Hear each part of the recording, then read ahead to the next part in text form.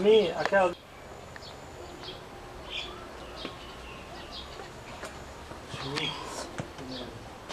ای پریده اینا گفتم پریده با دقیقه پیجنزور آمده شه با نموی یارو گرفته یا خیلی و گفته که همش میرفتم با این مرده که ما داموجه غلطیده دیگه گاو زده نتانسته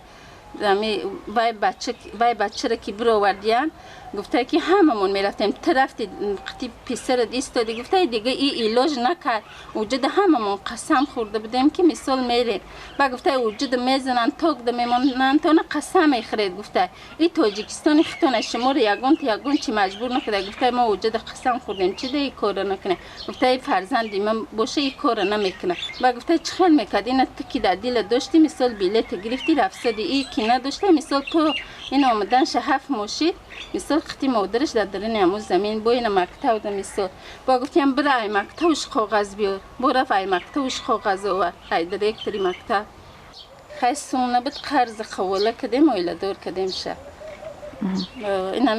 با این مکتب باید بیستم دیل میرفت درس شه چی میکرد که این بیستم نوشیده خیلی بود تهمت کردن دیگه من یگون چشه اپا جون خوار جون یگون چشه نمیدونم تا همی آمد تا روزی همی مکتب چی کدنش قطیم در همی سوخوز ده گکتور زمین دارم قطیم جمجم میکردین پخترم سر میکنم چیندنم پختم هم شکفته مثلا در مورد آن که پسر شما برای رفتن به سوریه دوباره بازداشت شد خود شما چی میگوید؟ نه یگونی خیلی در دلش یگون چی نداشت اپا جان وای میداشتگی مکتب ده میرفت پل میسپورید با گشته داخل میشی وقتی که از زندان برآمد مثلا بعضی فکراش دیگر شدگی بودن نمازخوان شده بود یا که میگفت شما که این طوری گپای هم بود؟ شهک بود روزه داشت میگفت ما یک قدر مثال گناه کردم چه خیلی با روزه ما بخورم میگفتیم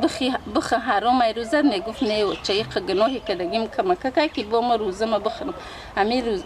زنش روزه خیر بود خودش روزه دار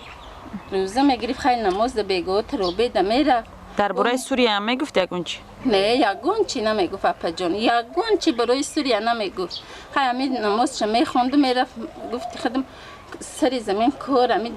6 ماه ایستاده 6 ماه دمی همی زمین نمیدونم یگون چیشه نشنیدم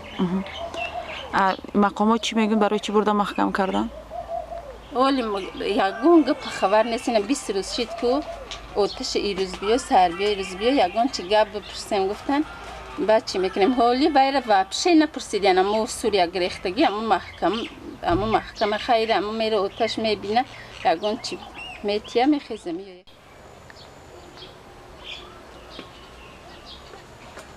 شو